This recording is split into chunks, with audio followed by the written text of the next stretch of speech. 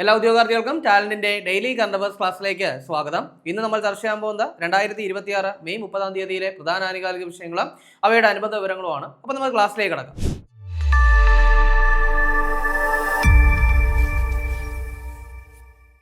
ഇന്ന് നടക്കാനിരിക്കുന്ന CPO എക്സാമിനോട് തയ്യാറെടുക്കുന്ന ഉദ്യോഗാർത്ഥികൾക്ക് വേണ്ടി ടാലന്റ് CPO റാങ്ക് ഫയൽ പുറത്തിറക്കിയിട്ടുണ്ട്. 3 വോളിയോ ആണ്. ഇതിനകത്ത് മുൻവർഷ ചോദ്യങ്ങളും ന്യൂ SCRT ഫാക്ടുകളും ഒക്കെ ആഡ് ചെയ്തിട്ടുണ്ട്. അപ്പോൾ ഈ പുസ്തകം നിങ്ങളുടെ വീടിനടുത്തുള്ള ബുക്ക് സ്റ്റോളുകളിലും ആമസോൺ, ഫ്ലിപ്കാർട്ട് എന്നീ പ്ലാറ്റ്ഫോമുകളിലും ടാലന്റിന്റെ വെബ്സൈറ്റ് ആയിട്ടുള്ള veranda.talentgala.com ലഭ്യമാണ്. അപ്പോൾ നമുക്ക് നോക്കാനുള്ള ആദ്യത്തെ പോയിന്റ് എന്ന് പറയുന്നത് ഒരു അവാർഡുമായിട്ട് ബന്ധപ്പെട്ടതാണ്. അതായത് UN നൽകുന്ന ഒരു പുരസ്കാരവുമായി ബന്ധപ്പെട്ട കാര്യമാണ് നമ്മൾ ചർച്ച ചെയ്യാൻ പോകുന്നത്. അതായത് കടമ നിർവഹിക്കുന്നതിനിടയിൽ ജീവൻ ബലിയർപ്പിച്ച ലാൻസ് ഹവിൽദാർ ഹർഭജൻ സിംഗിനും നായിബ് സുബേദാർ സുജിത് കുമാർ പ്രധാനിനും മരണാനന്തര ബഹുമതിയായിട്ട് ഡാഗ് ഹാമർഷോൾ മെഡൽ സമ്മാനിക്കാനായിട്ട് തീരുമാനിച്ചിരിക്കുന്നു. അതായത് UN സമാധാന സേനയില് മരണാനന്തര ബഹുമതിയായിട്ട് നൽകുന്ന ഒരു പുരസ്കാരമാണ് എന്തെന്ന് പറയുന്നത് ഈ ഒരു ഡാഗ് ഹാമർഷോൾഡ് മെഡൽ എന്ന് പറയുന്നത്. അപ്പോൾ അത്തരത്തിൽ 2026 രണ്ട് ഇന്ത്യൻ സൈനികർക്ക് മരണാനന്തര ബഹുമതിയായിട്ട് ഈ പറയുന്ന ഡാഗ് ഹാമർഷോൾഡ് മെഡൽ നൽകാനായിട്ട് തീരുമാനിച്ചിരിക്കുകയാണ്. സോ അത് ആർക്കൊക്കെയാണ് എന്ന് ചോദിച്ചു കഴിഞ്ഞാൽ ഒന്ന് ഹർഭജൻ സിംഗ്, അതേപോലെ തന്നെ സുബേദാർ സുജിത് കുമാർ പ്രധാൻ എന്ന് പറയുന്ന 2 പേർക്കാണ് ഈ അവാർഡ് കൊടുക്കാൻ വേണ്ടിയിട്ട് തീരുമാനിച്ചിരിക്കുന്നത്. സോ ജസ്റ്റ് ഒന്ന് ഓർത്ത് വെച്ചേക്കുക. ഇനി അടുത്ത് നമുക്ക് നോക്കാനുള്ളത് ഓൾറെഡി തന്നെ നമ്മൾ പറഞ്ഞ ഒരു കാര്യമാണ്. അതായത് നമ്മുടെ വിജിലൻസ് ആരംഭിക്കുന്ന ഒരു പദ്ധതിയെ പറ്റി നമ്മൾ പറഞ്ഞു അല്ലെ. അതായത് പ്രോജക്റ്റ് സീറോ, അതായത് നമുക്ക് പൂർണ്ണമായിട്ടും എന്ത് ചെയ്യുക, കേരളത്തിന്റെ ഒരു അഴിമതി മുക്തമാക്കുക എന്ന ലക്ഷ്യത്തോടു കൂടിയാണ് പ്രോജക്റ്റ് സീറോ എന്ന് പറയുന്ന പദ്ധതിക്ക് നമ്മുടെ Kerala vigilance and anti corruption bureau എന്ത് ചെയ്തിരിക്കുന്നത്, ഈ ഒരു പദ്ധതി സ്റ്റാർട്ട് ചെയ്തിരിക്കുന്നത്. സോ അതുമായിട്ട് ബന്ധപ്പെട്ട വളരെ പ്രധാനപ്പെട്ട പരീക്ഷയ്ക്ക് ചോദിക്കാൻ ചാൻസ് ഉള്ള ഒരു കാര്യമാണ് നമ്മൾ ചർച്ച ചെയ്യുന്നത്. അതായത് പ്രോജക്റ്റ് സീറോയുമായിട്ട് ബന്ധപ്പെട്ട് അഴിമതി നടക്കുന്ന ദൃശ്യങ്ങൾ നൽകുന്നവർക്ക് സർക്കാർ നൽകുന്ന പാരിതോഷികം എത്രയാണ്. അപ്പോൾ ഈ ഒരു അഴിമതി നടക്കുന്ന ദൃശ്യങ്ങൾ ഡിജിറ്റൽ എവിഡൻസ് വല്ലതും നമ്മൾ കാണിക്കുകയാണെങ്കിൽ എന്ത് ചെയ്യുന്നു, അവർക്കൊരു പാരിതോഷികം നൽകും. ആ പാരിതോഷികം എത്രയാണെന്ന് ചോദിച്ചു കഴിഞ്ഞാൽ 5000 രൂപ. എത്രയാണ്? 5000 രൂപയാണ്. കൃത്യമായിട്ട് പഠിക്കുക. എക്സാക്ട് എമൗണ്ട് ആയിട്ടാണ് പറഞ്ഞേക്കുന്നത്. 5000 രൂപയാണ് എന്ത് ചെയ്യുന്നത്, ഈ ഒരു പാരിതോഷികമായിട്ട് നൽകുക. ഇനി അടുത്ത് നമുക്ക് നോക്കാനുള്ള പോയിന്റ് ഒരു പുനർനാമകരണവുമായിട്ട് ബന്ധപ്പെട്ട കാര്യമാണ്. അതായത് ലോകമാന്യ മധു ദണ്ഡവതെ റെയിൽവേ ടെർമിനസ് എന്ന പുനർനാമകരണം ചെയ്യാൻ തീരുമാനിച്ച സാവന്തവാടി റെയിൽവേ സ്റ്റേഷൻ സ്ഥിതി ചെയ്യുന്ന ഏത് സ്റ്റേറ്റിലാണ്? അപ്പോൾ സിമ്പിളായിട്ട് പറഞ്ഞു കഴിഞ്ഞാൽ സാവന്തവാടി റെയിൽവേ സ്റ്റേഷൻ എവിടെയാണ് സ്ഥിതി ചെയ്യുന്നത്? എവിടെയാണ്? മഹാരാഷ്ട്രയിലാണ്. ദെൻ എന്തുകൊണ്ടാണ് നമ്മൾ ഈ ഒരു റെയിൽവേ സ്റ്റേഷന്റെ പേര് ഇപ്പോൾ പറഞ്ഞത് എന്ന് ചോദിച്ചു കഴിഞ്ഞാൽ, ഇപ്പോൾ പുനർനാമകരണങ്ങളുടെ ഒക്കെ ഒരു കാലമല്ലേ, പുതിയ പേരുകളല്ലേ മിക്ക സ്ഥലങ്ങൾക്ക് നൽകുന്നത്. സോ അത്തരത്തിൽ ഈ ഒരു സാവന്തവാടി റെയിൽവേ സ്റ്റേഷന്റെ പേര് മാറ്റാൻ പോവുകയാണ്. എന്തെന്നാണ് മാറ്റാൻ പോകുന്നത്? ലോകമാന്യ മധു ദണ്ഡവതെ റെയിൽവേ ടെർമിനസ് എന്നാണ് ഇതിന്റെ പേര് മാറ്റാനായിട്ട് പോകുന്നത്. സോ ഒന്ന് കൃത്യമായിട്ട് ഓർക്കുക. ദെൻ അങ്ങനെയാണെങ്കിൽ ആരാണ് ഈ ഒരു മധു ദണ്ഡവതെ എന്ന് ചോദിച്ചു കഴിഞ്ഞാൽ, ഇദ്ദേഹം മുൻ കേന്ദ്രമന്ത്രിയൊക്കെ ആയിരുന്നു കേട്ടോ. അതായത് ഈ പറയുന്ന റെയിൽവേ വകുപ്പൊക്കെ കൈകാര്യം ചെയ്ത കേന്ദ്രമന്ത്രിയാണ് ആരെന്ന് പറയുന്നത്, മധു ദണ്ഡവതെ എന്ന് പറയുന്നത്. പ്രത്യേകിച്ച് കൊങ്കൺ റെയിൽവേയുടെ നിർമ്മാണത്തിലൊക്കെ നിർണായകമായ സംഭാവനകൾ നൽകിയ ഒരു വ്യക്തി കൂടിയാണ് ഈ പറയുന്ന മധു ദണ്ഡവതെ. അപ്പൊ അതൊന്ന് കൃത്യമായിട്ട് ഓർത്തു വയ്ക്കാൻ ശ്രമിക്കുക. ഇനി അതുപോലെ തന്നെ ഇദ്ദേഹം ധനകാര്യ വകുപ്പും കൈകാര്യം ചെയ്തിട്ടുണ്ട്. അതായത് ഇദ്ദേഹം മൊറാർജി ദേശായിയുടെ മന്ത്രിസഭയിലാണ് ഈ പറയുന്ന റെയിൽവേ വകുപ്പ്. ദെൻ VP സിംഗിന്റെ മന്ത്രിസഭയിൽ ഇദ്ദേഹം എന്ത് ചെയ്തിട്ടുണ്ട്, ധനകാര്യവും കൈകാര്യം ചെയ്തിട്ടുണ്ട്. സോ ഒന്ന് ഓർത്ത് വെച്ചേക്കുക. അപ്പൊ അങ്ങനെയുള്ള മധു ദണ്ഡവതയുടെ പേരിലാണ് ഈ റെയിൽവേ സ്റ്റേഷൻ എന്ത് ചെയ്യുന്ന പുനർനാമകരണം ചെയ്യാനായിട്ട് പോകുന്നത്. ഇനി അടുത്ത് നമുക്ക് നോക്കാനുള്ളത് ഒരു ആപ്ലിക്കേഷനുമായിട്ട് ബന്ധപ്പെട്ടതാണ്. അതായത് അജയ് എന്ന് പറയുന്ന ഒരു ആപ്ലിക്കേഷൻ എന്ത് ചെയ്തിരിക്കുന്നു, പുറത്തിറക്കിയിരിക്കുകയാണ്. അപ്പോൾ കേന്ദ്ര സാമൂഹ്യ നീതി ശാക്തീകരണ മന്ത്രാലയം അടുത്തിടെ എന്ത് ചെയ്തിരിക്കുന്നു, പട്ടികജാതി വിഭാഗത്തിനായിട്ട് പുറത്തിറക്കിയ മൊബൈൽ ആപ്ലിക്കേഷൻ. അപ്പോൾ എന്താ പറഞ്ഞേ, കേന്ദ്ര സാമൂഹ്യ നീതി ശാക്തീകരണ മന്ത്രാലയം അടുത്തിടെ പട്ടികജാതി വിഭാഗത്തിനായിട്ട് പുറത്തിറക്കിയ ആപ്ലിക്കേഷൻ ഏതാണ്? അജയ് എന്നാണ്. ദെൻ PM അജയ് എന്ന് പറയുന്ന ഒരു പോർട്ടൽ കൂടി എന്ത് ചെയ്തിട്ടുണ്ട്, പുറത്തിറക്കിയിട്ടുണ്ട്. അപ്പോൾ അതുകൂടെ എന്ത് ചെയ്യുക, നിങ്ങൾ ജസ്റ്റ് ഒന്ന് ഓർത്ത് വെച്ചേക്കുക. ഇനി അടുത്ത് നമുക്ക് നോക്കാനുള്ളത് ദണ്ഡേവാല ഫീൽഡ് സ്ഥിതി ചെയ്യുന്നത് ഏത് സംസ്ഥാനത്താണ്? അപ്പൊ ദണ്ഡേവാല ഫീൽഡ് സ്ഥിതി ചെയ്യുന്നത് ഏത് സംസ്ഥാനത്താണ്? രാജസ്ഥാനിലാണെന്നുള്ള കാര്യം ഓർക്കുക കേട്ടോ. രാജസ്ഥാനിലാണ്. അപ്പൊ അത് കൃത്യമായിട്ട് പഠിക്കുക. രാജസ്ഥാനിലാണ് ഈ പറയുന്ന ദണ്ഡേവാല ഫീൽഡ് സ്ഥിതി ചെയ്യുന്നത്. ഇനി ഇപ്പോൾ നമ്മളിപ്പോൾ ഒരു സ്ഥലത്തിന്റെ പേര് പറയണമെങ്കിൽ അതിന് എന്തെങ്കിലും ഒരു പ്രത്യേകത കാണണമല്ലോ, അല്ലെങ്കിൽ നമ്മളത് പറയില്ലല്ലോ. സോ എന്താണ് ഈ ഒരു ദണ്ഡേവാല ഫീൽഡിന്റെ പ്രത്യേകത? അതായത് ഇവിടെയാണ് എന്ത് ചെയ്തിരിക്കുന്നത്, പുതിയ പ്രകൃതിവാതക നിക്ഷേപം റീസെന്റ് ആയിട്ട് കണ്ടെത്തിയത്. അപ്പോൾ അത് കൃത്യമായിട്ട് ഓർക്കുക. അപ്പോൾ റീസെന്റ് ആയിട്ട് പ്രകൃതിവാതക നിക്ഷേപം കണ്ടെത്തിയ ദണ്ഡേവാല ഫീൽഡ് സ്ഥിതി ചെയ്യുന്നത് എവിടെയാണ്? രാജസ്ഥാനിലാണ്. അപ്പോൾ ഇവിടെ എന്തായാലും നമ്മൾ എന്ത് ചെയ്തു, ഈ ഒരു പ്രകൃതിവാതകത്തെ പറ്റി പറഞ്ഞത് കൊണ്ട് തന്നെ നമ്മുടെ കേന്ദ്ര പെട്രോളിയം പ്രകൃതിവാതക വകുപ്പ് മന്ത്രി ആരാണെന്ന് ചോദിച്ചു കഴിഞ്ഞാൽ അത് ഹർദീപ് സിംഗ് പുരിയാണ്. കൃത്യമായിട്ട് ഓർത്ത് വെച്ചേക്കുക. അപ്പോൾ അങ്ങനെയാണെങ്കിൽ നമ്മൾ നേരത്തെ കേന്ദ്രവുമായിട്ട് ബന്ധപ്പെട്ട ഒരു കാര്യം കൂടി പറഞ്ഞു അല്ലേ, അതായത് കേന്ദ്ര സാമൂഹ്യ നീതി ശാക്തീകരണ മന്ത്രാലയം. അപ്പോൾ ആ വകുപ്പ് വകുപ്പ് കൈകാര്യം ചെയ്യുന്ന കേന്ദ്രമന്ത്രി എന്ന് പറയുന്നത് ആരാണ്? അത് വീരേന്ദ്രകുമാറാണ്. സോ അതും കൂടെ ഓർത്ത് വെച്ചേക്കുക. അടുത്ത നമുക്ക് നോക്കാനുള്ള പോയിന്റ് എന്ന് പറയുന്നത്, ഇത് പോയിന്റ് ഉണ്ട്, അത്ര പേടിക്കൊന്നും വേണ്ട, അത്ര വലിയ പോയിന്റ് ആയിട്ട് നമുക്ക് തോന്നുമെങ്കിൽ വളരെ സിമ്പിൾ ആണ്. അതായത് ഇന്ത്യയിലെ റേഷൻ വിതരണത്തിലെ കാര്യക്ഷമത വർദ്ധിപ്പിക്കുന്നതിനും അതുപോലെ തന്നെ ചോർച്ച തടയുന്നതിനുമായിട്ട് 25,530 കോടി രൂപ ചെലവിൽ 5 വർഷത്തേക്ക് നടപ്പിലാക്കാൻ കേന്ദ്ര ക്യാബിനറ്റ് അംഗീകരിച്ച പുതിയ സാങ്കേതിക വിദ്യാധിഷ്ഠിത പദ്ധതി ഏതാണ്? അതിന്റെ പേരെന്ന് പറയുന്നത് സാർത്ഥക് PDS എന്നാണ്. സാർത്ഥക് PDS എന്നാണ്, കൃത്യമായിട്ടൊന്ന് പഠിച്ചേക്കുക. ഇതിനൊരു പൂർണ്ണ രൂപമുണ്ട് കേട്ടോ. അതായത് scheme for assistance in ration transport and handling income with automation in PDS എന്നുള്ളതാണ് ഈ ഒരു സാർത്ഥക് PDSന്റെ പൂർണ്ണരൂപം. അപ്പോൾ ഒന്ന് ഓർത്ത് വയ്ക്കുക. അതായത് നമ്മുടെ സിമ്പിൾ ആയിട്ട് പറഞ്ഞ നമ്മുടെ ഇന്ത്യയിലെ റേഷൻ വിതരണത്തിലെ കാര്യക്ഷമത വർദ്ധിപ്പിക്കാനും ചോർച്ച തടയുന്നതിനുമായിട്ട് നമ്മുടെ AI സാങ്കേതിക വിദ്യയൊക്കെ അല്ലേ, സോ അതിന്റെയൊക്കെ ഒരു സപ്പോർട്ടോട് കൂടി ആരംഭിച്ച ഒരു പദ്ധതിയാണെന്ന് പറയുന്നത് സാർത്ഥക് PDS എന്ന് പറയുന്നത്. സോ ഒന്ന് ഓർത്ത് വെച്ചേക്കുക. തന്നെ ഈ പറയുന്ന നമ്മുടെ റേഷൻ വിതരണം പറഞ്ഞു അല്ലെ, ഭക്ഷ്യ പൊതുവിതരണം പറഞ്ഞല്ലേ, ഈ വകുപ്പ് കൈകാര്യം ചെയ്യുന്ന മന്ത്രി എന്ന് പറയുന്നത് പ്രഹ്ലാദ് ജോഷിയാണ് കേട്ടോ. അപ്പൊ അതും കൂടെ എന്ത് ചെയ്യുക, ഒന്ന് ഓർത്ത് വെച്ചേക്കുക. ഇനി അടുത്ത് നമുക്ക് നോക്കാനുള്ള പോയിന്റ്, വടക്ക് കിഴക്കൻ ഇന്ത്യയിൽ ഏകീകൃത സിവിൽ കോഡ് പാസ്സാക്കുന്ന ആദ്യത്തെ സംസ്ഥാനം ഏതാണ്? അപ്പൊ എന്താ പറഞ്ഞേ, വടക്ക് കിഴക്കൻ ഇന്ത്യയിൽ ഏകീകൃത സിവിൽ കോഡ് പാസ്സാക്കുന്ന ആദ്യത്തെ സംസ്ഥാനം ഏതാണ്? അസമാണ്. കൃത്യമായിട്ട് പഠിച്ചേക്കുക. കാര്യം ഈ അസം ഏകീകൃത സിവിൽ കോഡ് ബില്ലൊക്കെ അവതരിപ്പിച്ച കാര്യം നമ്മൾ പറഞ്ഞു അല്ലെ. അപ്പോൾ എന്ത് ചെയ്തിരിക്കുകയാണ്, അസം എന്നാണ് ഏകീകൃത സിവിൽ കോഡ് അഥവാ യൂണിഫോം സിവിൽ കോഡ് എന്ത് ചെയ്തിരിക്കുകയാണ്, അവർ അംഗീകരിച്ചിരിക്കുകയാണ്. അപ്പൊ ഈ ഒരു സിവിൽ കോഡ് നടപ്പിലാക്കുന്ന ആദ്യ വടക്ക് കിഴക്കൻ സംസ്ഥാനം എന്ന് പറയുന്നത് അസമാണ്. ദെൻ ഇന്ത്യയിൽ, സ്വതന്ത്ര ഇന്ത്യയിൽ ആദ്യമായിട്ട് ഏകീകൃത സിവിൽ കോഡ് നടപ്പിലാക്കിയ സംസ്ഥാനം ഉത്തരാഖണ്ഡാണ്, നമ്മൾ പഠിച്ചതാണ്. ദെൻ അതിനുശേഷം ഗുജറാത്ത് ആണ്. സോ അതിനുശേഷം നടപ്പിലാക്കുന്ന അസമാണ്. സോ സ്വതന്ത്ര ഇന്ത്യയിൽ ഏകീകൃത സിവിൽ കോഡ് നടപ്പിലാക്കുന്ന മൂന്നാമത്തെ സംസ്ഥാനം കൂടിയാണ് അസം എന്ന് പറയുന്നത്. ദെൻ ഒരു കാര്യം കൂടിയുണ്ട്, അവിടെയുള്ള ഈ ST വിഭാഗത്തിലുള്ള, അതായത് ഷെഡ്യൂൾഡ് ട്രൈബ് വിഭാഗത്തിലുള്ള ആൾക്കാർക്ക് എന്ത് ബാധകമല്ല, ഏകീകൃത സിവിൽ കോഡ് ബാധകമല്ല. സോ ആ ഒരു കാര്യം കൂടി നോട്ട് ചെയ്ത് വെച്ചേക്കുക. അടുത്ത നമുക്ക് നോക്കാനുള്ളത് ഒരു വേദിയുമായിട്ട് ബന്ധപ്പെട്ട കാര്യം. അതായത് നമ്മുടെ 2026 യോഗ ദിന ആഘോഷങ്ങളുടെ ദേശീയ പരിപാടിക്ക് വേദിയാവുന്നത് എവിടെയാണ്? അപ്പോൾ യോഗാ ദിനം എല്ലാവർക്കും അറിയാവുന്ന കാര്യമാണ്. ജൂൺ 21 നമ്മൾ എന്ത് ചെയ്യുന്നത്, യോഗാ ദിനമായിട്ട് ആചരിക്കുന്നത്. നമ്മുടെ ഇന്ത്യയുടെ ഒരു ശ്രമഫലമായിട്ട് തന്നെയാണ് ഈ ഒരു യോഗാ ദിനം എന്ത് ചെയ്യുന്നത്, കൊണ്ടുവന്നിട്ടുള്ളത്. അപ്പോൾ എന്തായാലും ആ ദിനം ആവുന്ന സമയത്ത് നമുക്ക് കുറച്ചുകൂടി ഡീറ്റെയിൽ ആയിട്ട് ചർച്ച ചെയ്യാം. ഇപ്പോൾ ജസ്റ്റ് ഒരു വേദി മാത്രമേ നമ്മൾ നോക്കുന്നുള്ളൂ. അതായത് 2026 യോഗാ ദിന ആഘോഷങ്ങളുടെ ദേശീയ പരിപാടിക്ക് വേദിയാവുന്നത് എവിടെയാണെന്ന് ചോദിച്ചു കഴിഞ്ഞാൽ കൊൽക്കത്തയാണ് കേട്ടോ. കൊൽക്കത്തയാണ്. കൃത്യമായിട്ട് ഈ ഒരു കാര്യം ഓർത്ത് വെച്ചേക്കുക. അപ്പോൾ കൊൽക്കത്തയിൽ വെച്ചാണ് 2026 യോഗാ ദിന ആഘോഷങ്ങൾ നടക്കുക. ഇനി അടുത്തത് വളരെ പ്രധാനപ്പെട്ട ഒരു പോയിന്റ് ആണ്. അതായത് 2026 മെയ് മാസം കർണാടകയുടെ മുഖ്യമന്ത്രി സ്ഥാനം ഒഴിഞ്ഞത് ആരാണ്? ഓൾറെഡി നമ്മുടെ പല ക്ലാസ്സുകളിൽ നമ്മൾ പറഞ്ഞിട്ടുണ്ടായിരുന്നു, കർണാടകയുടെ മുഖ്യമന്ത്രി നിങ്ങളൊന്ന് കെയർ ചെയ്യണം. കാര്യം എന്ന് വെച്ച് കഴിഞ്ഞാൽ അവിടെ മാറാൻ ചാൻസ് ഉണ്ട്.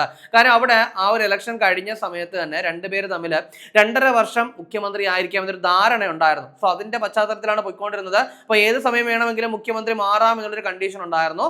ഇപ്പൊ എന്ത് ചെയ്തിരിക്കുന്നു, കർണാടകയിലെ മുഖ്യമന്ത്രി മാറിയിരിക്കുകയാണ്. അതായത് കർണാടക മുഖ്യമന്ത്രിയായിരുന്ന സിദ്ധരാമയ്യ എന്ത് ചെയ്തിരിക്കുന്നു, രാജിവെച്ചിരിക്കുകയാണ്. ഓക്കെ, അപ്പോൾ സിദ്ധരാമയ്യ രാജിവെച്ചിരിക്കുകയാണ്. ഇനി ആരാണ്, ശിവകുമാറാണ് അവിടെ മുഖ്യമന്ത്രി ആവാൻ പോകുന്നത്. അദ്ദേഹം സത്യപ്രതിജ്ഞ ചെയ്തില്ല, ചെയ്യട്ടെ, ചെയ്യുമ്പോൾ നമ്മൾ ചർച്ച ചെയ്യാം. അപ്പോൾ കൃത്യമായിട്ട് ഓർത്ത് വെച്ചേക്കുക. 2026 മെയ് മാസം കർണാടകയുടെ മുഖ്യമന്ത്രി സ്ഥാനം ഒഴിഞ്ഞത് സിദ്ധരാമയ്യാണ്. ഇനി ഇദ്ദേഹത്തിന്റെ ഒരു പ്രത്യേകതയുണ്ട്. അതായത് കർണാടകയിൽ ഏറ്റവും കൂടുതൽ കാലം മുഖ്യമന്ത്രി ആയിരുന്നത് ആരാണ്, സിദ്ധരാമയ്യാണ് കേട്ടോ. സിദ്ധരാമയ്യാണ് ഈ പറയുന്ന കർണാടകയിൽ ഏറ്റവും കൂടുതൽ കാലം മുഖ്യമന്ത്രി ആയിരുന്നത്. ദെൻ അത് മാത്രമല്ല, മറ്റൊരു പ്രധാനപ്പെട്ട വസ്തുത എന്ന് പറയുന്നത് ഈ സ്കൂളുകളിലൊക്കെ ഹിജാബ് ധരിച്ചുകൊണ്ട് പോകുന്ന നിരോധിച്ചൊരു സമയം ഉണ്ടായിരുന്നു. അപ്പൊ ആ ഒരു ബില്ല് തിരുത്തിയത്, അല്ലെങ്കിൽ അതെന്താണ് ആ നിരോധനം മാറ്റിയത് ആരാണെന്ന് ചോദിച്ചു കഴിഞ്ഞാൽ അതും സിദ്ധരാമയ്യാണ് കേട്ടോ. അപ്പൊ അതും കൂടെ ഒന്ന് കൃത്യമായിട്ട് പഠിച്ചേക്കുക. ഇനി വരാനിരിക്കുന്ന ഏറ്റവും പ്രധാനപ്പെട്ട നോട്ടിഫിക്കേഷൻ ആണ് LP UP അസിസ്റ്റന്റ് എന്ന് പറയുന്നത്. ഒരുപാട് വേക്കൻസികളൊക്കെ നമുക്ക് പ്രതീക്ഷിക്കാൻ സാധിക്കുന്ന ഒരു പോസ്റ്റാണത്. അപ്പോൾ നിങ്ങൾ കുറേ ആൾക്കാരെങ്കിലും ഇതിന് വേണ്ടിയിട്ട് തയ്യാറെടുക്കുന്നുണ്ടാവാം. അപ്പോൾ എന്തായാലും നോട്ടിഫിക്കേഷന് വേണ്ടി വെയിറ്റ് ചെയ്യണ്ട. അതിന് മുന്നേ തന്നെ നിങ്ങളുടെ തയ്യാറെടുപ്പുകൾ ആരംഭിക്കുക. അതിനുവേണ്ടി നിങ്ങളെ ഹെൽപ്പ് ചെയ്യാനായിട്ട് ടാലന്റ് ഒരു LP UP assistant rank file പുറത്തിറക്കിയിട്ടുണ്ട്. അപ്പോൾ ഈ റാങ്ക് ഫയൽ മുൻവർഷ ചോദ്യങ്ങളും അതുപോലെ തന്നെ ന്യൂ SCERT ഫാക്ടുകളും ഒക്കെ ആഡ് ചെയ്തിട്ടുണ്ട്. നിങ്ങളുടെ പിന്നടുത്തുള്ള ബുക്ക് സ്റ്റോളുകൾ, ആമസോൺ, ഫ്ലിപ്കാർട്ട് എന്നീ പ്ലാറ്റ്ഫോമുകൾ, ടാലന്റിന്റെ വെബ്സൈറ്റ് ആയിട്ടുള്ള veranda.talentkerala.com എന്നിവയിലൊക്കെ തന്നെ ഈ പുസ്തകം ലഭ്യമാണ്. അപ്പോൾ പർച്ചേസ് ചെയ്യുക, പഠിക്കുക. ഇനി അടുത്ത് നമുക്ക് നോക്കാനുള്ളത് വളരെ പ്രധാനപ്പെട്ട ഒരു കാര്യം. അതായത് വിപണി മൂല്യത്തിന്റെ അടിസ്ഥാനത്തിൽ ലോകത്തിലെ 5ാമത്തെ വലിയ ഓഹരി വിപണിയായിട്ട് മാറിയ രാജ്യം ഏതാണ്? അപ്പൊ എന്താ പറഞ്ഞത്, വിപണി മൂല്യത്തിന്റെ അടിസ്ഥാനത്തിൽ ലോകത്തിലെ 5ാമത്തെ വലിയ ഓഹരി വിപണിയായിട്ട് മാറിയ രാജ്യം ഏതാണ്? തായ്വാൻ ആണെന്നുള്ള കാര്യം ഓർക്കുക. ദെൻ ഇന്ത്യയെ മറികടന്നാണ് അവർ എന്ത് ചെയ്തത്, 5ാം സ്ഥാനത്തേക്ക് മാറിയത്. അപ്പൊ ഈ 5ാമത്തെ സ്ഥാനത്തിന് ഇത്രയും പ്രത്യേകത ഉണ്ടോ എന്ന് ചോദിച്ചു കഴിഞ്ഞാൽ എന്താണ് പ്രത്യേകത? നമ്മുടെ ഇന്ത്യയെ മറികടന്നത് കൊണ്ടാണ് നമ്മൾ എന്ത് ചെയ്തത്, 5ാം സ്ഥാനം എന്നുള്ള കാര്യം പഠിച്ചത് കേട്ടോ. അപ്പോൾ വിപണി മൂല്യത്തിന്റെ അടിസ്ഥാനത്തിൽ ലോകത്തിലെ 5ാമത്തെ വലിയ ഓഹരി വിപണിയായിട്ട് മാറിയത് ആരാണ്? തായ്വാനാണ്. അപ്പോൾ തായ്വാൻ 5 ഇന്ത്യ എത്രാം സ്ഥാനത്തേക്ക് പോയി? 6ാം സ്ഥാനത്തേക്ക് പോയി അല്ലേ? അപ്പോൾ അതൊന്ന് കൃത്യമായിട്ട് പഠിച്ചേക്കുക. ദെൻ 1ാം സ്ഥാനം 2ാം സ്ഥാനം കൂടി എന്തായാലും ഒരു വഴിക്ക് പോകുന്നതല്ലേ. അപ്പോൾ 1ാം സ്ഥാനത്ത് ആരാണെന്ന് ചോദിച്ചു കഴിഞ്ഞാൽ അമേരിക്കയാണ് എന്നുള്ള കാര്യം പഠിക്കുക. ദെൻ അതേപോലെ തന്നെ 2ാം സ്ഥാനത്ത് ആരാണെന്ന് ചോദിച്ചു കഴിഞ്ഞാൽ 2ാം സ്ഥാനത്ത് ചൈനയാണ് എന്നുള്ളൊരു കാര്യം കൂടി കൃത്യമായിട്ട് പഠിച്ചേക്കുക കേട്ടോ. ഇനി അതുപോലെ തന്നെ Taiwan semi conductor manufacturing company എന്നൊരു കമ്പനി ഉണ്ട്. അപ്പോൾ അതും കൂടെ ഒന്ന് പഠിക്കുക കേട്ടോ. Taiwan semi conductor manufacturing company എന്ന് പറഞ്ഞൊരു കമ്പനി കൂടി ഉണ്ട്. സോ ആ ഒരു കമ്പനിയുടെ ഈ ഒരു ഓഹരിയുടെ വാല്യൂ മാറിയതാണ് ഇത്തരത്തിലൊരു മുന്നേറ്റം ഉണ്ടാകാനായിട്ട് തായ്വാനെ സഹായിച്ചതെന്നുള്ള കാര്യം കൂടി ഒന്ന് പഠിക്കുക. ഇനി അടുത്ത് നമുക്ക് നോക്കാനുള്ളത് വളരെ പ്രധാനപ്പെട്ട ഒരു കമ്മിറ്റിയെ പറ്റിയാണ്. അതായത് ക്യൂ സേഫ് എന്ന് പറയുന്ന ഒരു കമ്മിറ്റിയെ പറ്റിയാണ്. അപ്പോൾ നമുക്ക് ആദ്യം തന്നെ ഈ കമ്മിറ്റിയുടെ പൂർണ്ണരൂപം പഠിച്ചിട്ട് എന്താണ് ക്യൂ സേഫ് എന്ന് നോക്കാം. അപ്പോൾ ക്യൂ സേഫ് എന്ന് പറഞ്ഞു കഴിഞ്ഞാൽ quantum secure and adaptive financial ecosystem എന്നുള്ളതാണ്. അപ്പോൾ എന്താണ്? Quantum secure and adaptive financial ecosystem എന്നുള്ളതാണ് ഈ പറയുന്ന ക്യൂ സേഫ് എന്ന് പറയുന്ന അതിന്റെ പൂർണ്ണരൂപം എന്നുള്ള കാര്യം ഓർക്കുക. ദെൻ എന്താണ് ഈ കമ്മിറ്റി കൊണ്ട് ഉദ്ദേശിക്കുന്നത്? അതായത് ക്വാണ്ടം കമ്പ്യൂട്ടിംഗ് ഉയർത്തുന്ന സൈബർ ഭീഷണികളിൽ നിന്ന്, അതായത് പ്രധാനമായിട്ടും നമ്മുടെ ബാങ്കിങ്ങിലെയും പേയ്മെന്റ്സിലേക്ക് ഉണ്ടാകുന്ന ചില തടസ്സങ്ങളും പ്രശ്നങ്ങളൊക്കെ ഉണ്ടല്ലോ. സോ അത്തരത്തിൽ ക്വാണ്ടം കമ്പ്യൂട്ടിംഗ് ഉയർത്തുന്ന സൈബർ ഭീഷണികളിൽ നിന്ന് ബാങ്കിംഗ് മേഖലയെ സംരക്ഷിക്കുക എന്ന ലക്ഷ്യത്തോടെ റിസർവ് ബാങ്ക് ഓഫ് ഇന്ത്യ അടുത്തിടെ രൂപീകരിച്ച കമ്മിറ്റിയാണ്. അപ്പോൾ ക്യൂ സേഫ് എന്ന് പറയുന്നത് റിസർവ് ബാങ്ക് ഓഫ് ഇന്ത്യ രൂപീകരിച്ച കമ്മിറ്റിയാണ്. അതിന്റെ പൂർണ്ണരൂപം എന്ന് പറയുന്നത് quantum secure and adaptive financial ecosystem എന്നാണ്. ഇനി അതിന്റെ ലക്ഷ്യം എന്ന് പറയുന്നത് ക്വാണ്ടം കമ്പ്യൂട്ടിംഗ് ഉയർത്തുന്ന സൈബർ ഭീഷണികളിൽ നിന്നും ബാങ്കിംഗ് മേഖല എന്ത് ചെയ്യുക? സംരക്ഷിക്കുക. ദെൻ ഈ കമ്മിറ്റിക്ക് ഒരു കൺവീനർ ഉണ്ട്. ആ കൺവീനറുടെ പേര് കൂടെ ഒന്ന് പഠിക്കണം കേട്ടോ. അനിൽ പ്രഭാകർ. എന്താണ്? അനിൽ പ്രഭാകർ എന്നാണ്. അപ്പൊ അതും കൂടെ പഠിക്കുക. അനിൽ പ്രഭാകർ എന്നാണ് ഈ ഒരു കമ്മിറ്റിയുടെ കൺവീനറിന്റെ പേര്. അപ്പോൾ ഇതും കൂടെ ഒന്ന് കൃത്യമായിട്ട് തന്നെ പഠിച്ചു വെച്ചേക്കുക. കാരണം നമുക്ക് വേണമെങ്കിൽ ഡിഗ്രി ലെവൽ പരീക്ഷകൾക്കൊക്കെ ചോദിക്കാവുന്ന നല്ലൊരു ചോദ്യമാണ് കേട്ടോ. ഇനി അടുത്ത് നമുക്ക് നോക്കാനുള്ളത് ഓൾറെഡി നമ്മൾ പറഞ്ഞിട്ടുണ്ടായിരുന്നു. ആർട്ടിമിസ് നമ്മുടെ എന്താണ് അമേരിക്കയുടെ ചന്ദ്രദൗത്യമാണ്. അതായത് അപ്പോളോയ്ക്ക് ശേഷം വീണ്ടും മനുഷ്യൻ എന്ത് ചെയ്യുക? ചന്ദ്രനിൽ എത്തിക്കുക എന്ന ലക്ഷ്യത്തോടുള്ള മിഷനാണ് എന്ന് പറയുന്നത് ആർട്ടിമിസ്. സോ ഇവിടെ എന്ത് ചെയ്യുകയാണ്? 2032 ചന്ദ്രനിൽ മനുഷ്യർക്കായിട്ടൊരു സ്ഥിരം താവളം പണിയാനായിട്ട് ലക്ഷ്യമിടുന്ന ബഹിരാകാശ ഏജൻസി. ഇപ്പൊ എന്താ പറഞ്ഞത്? 2032 കൂടി എന്ത് ചെയ്യുക? ചന്ദ്രനിൽ മനുഷ്യർക്കായിട്ടൊരു സ്ഥിരം താവളം പണിയാനായിട്ട് ലക്ഷ്യമിടുന്ന ബഹിരാകാശ ഏജൻസി ഏതാണെന്ന് ചോദിച്ചു കഴിഞ്ഞാൽ നാസ ാണെന്നുള്ള കാര്യം ഓർക്കുക. ദെൻ ഞാൻ പറഞ്ഞതുപോലെ തന്നെ ആർട്ടിമിസ് എന്ന് പറയുന്ന ദൗത്യത്തിന്റെ ഭാഗമായിട്ടാണ് അവർ എന്ത് ചെയ്യാൻ പോകുന്നത്? ഇത് ചെയ്യാൻ പോകുന്നത്. അപ്പൊ ഇതിന്റെ ബാക്കി അപ്ഡേറ്റ്സ് ഒക്കെ ഇനി വരുന്ന വഴിക്ക് നമ്മൾ എന്ത് ചെയ്യും? ചർച്ച ചെയ്യും. ഇനി അടുത്ത് നോക്കാനുള്ളത് ഒരു വേദിയാണ്. വളരെ പ്രധാനപ്പെട്ട ഒരു വേദിയാണെന്ന് ഞാൻ നിങ്ങളോട് പറയും. അതായത് പ്രഥമ ലോക യോഗാസന ചാമ്പ്യൻഷിപ്പിന്റെ വേദി എവിടെയാണ്? അപ്പൊ എന്താണ്? പ്രഥമ ലോക യോഗാസന ചാമ്പ്യൻഷിപ്പിന്റെ വേദി എവിടെയാണ്? അഹമ്മദാബാദിലാണ്. എവിടെയാണ്? അഹമ്മദാബാദിലാണ്. സോ 2026 ഇത് ആദ്യമായിട്ട് എന്താണ് ഒരു യോഗാസന ചാമ്പ്യൻഷിപ്പ് നടക്കുകയാണ്. അതിന്റെ വേദി അഹമ്മദാബാദാണ്. ഇതേ അഹമ്മദാബാദിലല്ലേടാ 2030 കോമൺവെൽത്ത് ഗെയിംസ് നടക്കുന്നത്. സോ അതൊക്കെ ഒന്ന് കൃത്യമായിട്ട് പഠിക്കുക. പ്രത്യേകിച്ച് നമ്മുടെ ഈ സ്പോർട്സിന്റെ മേഖലയിൽ മേജർ ടൂർണമെന്റ്സ് എന്തായാലും ചോദിക്കും. അതിനൊപ്പം തന്നെ വളരെ റെയർ ആയിട്ടുള്ള അല്ലെങ്കിൽ ആദ്യമായിട്ട് നടക്കുന്ന ചില ഈവന്റ്സ് ഉണ്ട്. ഇപ്പോൾ യോഗാസന ചാമ്പ്യൻഷിപ്പ്, ഇനി അതുപോലെ തന്നെ പ്രഥമ ഖോഖോ വേൾഡ് കപ്പ്, ഇങ്ങനെയുള്ള കാര്യങ്ങളൊക്കെ എന്ത് ചെയ്യുന്നുണ്ട്? PSC ചോദിക്കാനുള്ള ചാൻസ് കൂടുതലാണ്. സോ അതുകൊണ്ട് ഇത് വളരെ പ്രധാനമായിട്ട് നിങ്ങൾ പഠിക്കുക. പ്രഥമ ലോക യോഗാസന ചാമ്പ്യൻഷിപ്പിന്റെ വേദി എവിടെയാണെന്ന് ചോദിച്ചു കഴിഞ്ഞാൽ അഹമ്മദാബാദ് ആണ്. ഇനി നിങ്ങളെ ഞാൻ നമ്മുടെ അറിവിടത്തിന്റെ പ്രാക്ടീസ് ബുക്ക് പരിചയപ്പെടുത്തുകയാണ്. ഓൾറെഡി നിങ്ങൾക്ക് അറിയാം, ഇനി പരിചയപ്പെടുത്തേണ്ട ആവശ്യമില്ല. കാര്യം അറിവിടം എന്ന് പറയുന്ന ബുക്ക് പഠിച്ച ആൾക്കാർക്കായാലും അല്ലെങ്കിൽ PSC പരീക്ഷയിൽ സീരീസ് ആയിട്ട് SCRT നോക്കുന്ന ആൾക്കാർക്കായാലും പ്രാക്ടീസ് ചെയ്യാൻ SCRT പ്രാക്ടീസ് ചെയ്യാൻ പറ്റിയ നല്ലൊരു ബുക്കാണിത്. അതായത് ഏകദേശം 4300 പ്രാക്ടീസ് ക്വസ്റ്റ്യൻസ് ഉണ്ട്. അപ്പോൾ ഇതിൽ സ്റ്റേറ്റ്മെന്റ് ടൈപ്പിലുള്ള ക്വസ്റ്റ്യൻസും അതിന്റെ ആൻസേഴ്സും അല്ലാതെ സാധാ ക്വസ്റ്റ്യൻസ് ആൻഡ് ആൻസേഴ്സ് ഒക്കെ ഇതിൽ ഇൻക്ലൂഡ് ചെയ്തിട്ടുണ്ട്. ദെൻ അതിന് പുറമേ തന്നെ റീസെന്റ് ആയിട്ട് PSCയിൽ ചോദിച്ച PQs കൂടി, പ്രത്യേകിച്ച് SCRT ചെയ്തുള്ള PQs കൂടി ഞങ്ങൾ എന്ത് ചെയ്തിട്ടുണ്ട്? ഇതിൽ ആഡ് ചെയ്തിട്ടുണ്ട്. സോ 2300 ചോദ്യങ്ങൾ സോഷ്യൽ സയൻസ്, 1800 ചോദ്യങ്ങൾ സയൻസ്.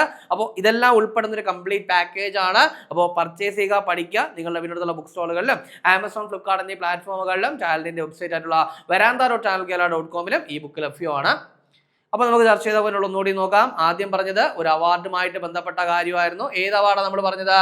അതായത് നമ്മുടെ UN-ന്റെ ഡാഗ് ഹാമർ ഷോൾഡ് മെഡൽ അല്ലേ. അപ്പോൾ അത് മരണാനന്തര ബഹുമതിയായിട്ടാണ് നൽകുന്നതെന്ന് പറഞ്ഞു. 2 ഇന്ത്യക്കാർക്ക് എന്ത് ചെയ്യുന്നു? മരണാനന്തര ബഹുമതിയായിട്ട് ഈ അവാർഡ് കൊടുക്കാൻ തീരുമാനിച്ചു. ഒന്ന് ഹർഭജൻ സിംഗ്, അതേപോലെ തന്നെ സുബേദാർ സുജിത് കുമാർ പ്രധാൻ. ഇവർക്ക് 2 പേർക്കുമാണ് ഈ ഒരു അവാർഡ് കൊടുക്കുന്നത്. അപ്പോൾ ഒന്ന് ഓർത്തു വയ്ക്കുക.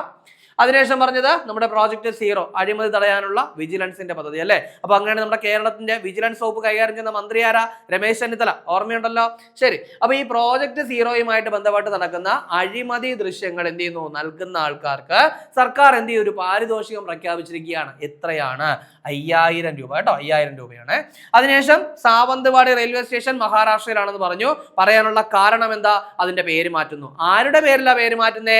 മധു ദണ്ഡവതയുടെ പേരിൽ, അതായത് ലോകമാന്യ മധു ദണ്ഡവതേ റെയിൽവേ ടെർമിനസ് എന്ന് പുനർനാമകരണം ചെയ്യുന്നു. ഇനി ആരാണ് ഈ മധു ദണ്ഡവത എന്ന് ചോദിച്ചു കഴിഞ്ഞാൽ ആരാണ്?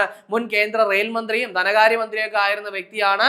അതുപോലെ തന്നെ കൊങ്കൺ റെയിൽവേയുടെ നിർമ്മാണത്തിൽ നിർണായക പങ്ക് വഹിച്ച വ്യക്തിയാണ്. അപ്പൊ അത് കൃത്യമായിട്ട് ഓർക്കുക. അതിനുശേഷം പറഞ്ഞത് ഒരു മൊബൈൽ ആപ്ലിക്കേഷൻ അല്ലെ, അജയ് എന്ന് പറയുന്ന ആപ്ലിക്കേഷൻ ആരാ പുറത്തിറക്കിയ? കേന്ദ്ര സാമൂഹിക നീതി ശാക്തീകരണ മന്ത്രാലയം. ആർക്ക് വേണ്ടി? പട്ടികജാതി വിഭാഗത്തിന് വേണ്ടിയിട്ട് കേട്ടോ, കൃത്യമായിട്ട് പഠിക്കണേ. അതിനുശേഷം പറഞ്ഞ പോയിന്റ് എന്താ? ദണ്ഡേവാല ഫീൽഡ് എവിടെയാണെന്ന് പറഞ്ഞു അല്ലെ, അതായത് ഇവിടെ ഇപ്പോൾ പ്രകൃതിവാദത്തിന് നിക്ഷേപം കണ്ടെത്തിയതുകൊണ്ട് അതൊന്ന് കൃത്യമായിട്ട് ഓർക്കുക. അതിനുശേഷം പറഞ്ഞത് എന്താണ്? സാർത്ഥക PDS എന്ന് പറയുന്ന ഒരു പദ്ധതിയാണ്, നമ്മുടെ AI അധിഷ്ഠിതമായിട്ടുള്ള ഒരു പദ്ധതിയാണ്. അപ്പൊ എന്താണ് ഇതിന്റെ ലക്ഷ്യം എന്നും പറഞ്ഞു. അതായത് ഇന്ത്യയിലെ റേഷൻ വിതരണത്തിലെ കാര്യക്ഷമത വർദ്ധിപ്പിക്കാനായിട്ടും അതുപോലെ തന്നെ ചോർച്ച തടയുന്നതിനുമായിട്ടൊക്കെ 25,530 കോടി രൂപ ചെലവില് 5 വർഷത്തേക്ക് നടപ്പിലാക്കാൻ വേണ്ടി നമ്മുടെ കേന്ദ്ര ക്യാബിനറ്റ് അംഗീകരിച്ചൊരു പദ്ധതിയാണ് ഈ പറയുന്ന സാർത്ഥക PDS. അതിനുശേഷം ഏകീകൃത സിവിൽ കോഡുമായിട്ട് ബന്ധപ്പെട്ട കാര്യം പറഞ്ഞു. അസമിൽ എന്ത് ചെയ്തു? ഏകീകൃത സിവിൽ കോഡ് വന്നു. ഏകീകൃത സിവിൽ കോഡ് വന്ന 3ാമത്തെ ഇന്ത്യൻ സ്റ്റേറ്റ് ആയി. പക്ഷേ ഒരു പ്രത്യേകത എന്താ പറഞ്ഞത്? വടക്ക് കിഴക്കൻ ഇന്ത്യയിൽ ആദ്യമായിട്ട് ഏകീകൃത സിവിൽ കോഡ് പാസ്സാക്കുന്ന സംസ്ഥാനം അസമാണ് കേട്ടോ. സോ അങ്ങനെ തന്നെ പഠിക്കുക. വടക്ക് കിഴക്കൻ സംസ്ഥാനങ്ങളിൽ ആദ്യമായിട്ട് ഏകീകൃത സിവിൽ കോഡ് പാസ്സാക്കിയ സംസ്ഥാനം അസമാണ് കേട്ടോ. ഓക്കെ, അതിനുശേഷം പറഞ്ഞത് 2026 യോഗാ ദിനാഘോഷങ്ങളുടെ വേദിയാണ്. അത് കൊൽക്കത്തയാണ്. ജൂൺ 21 യോഗാ ദിനം.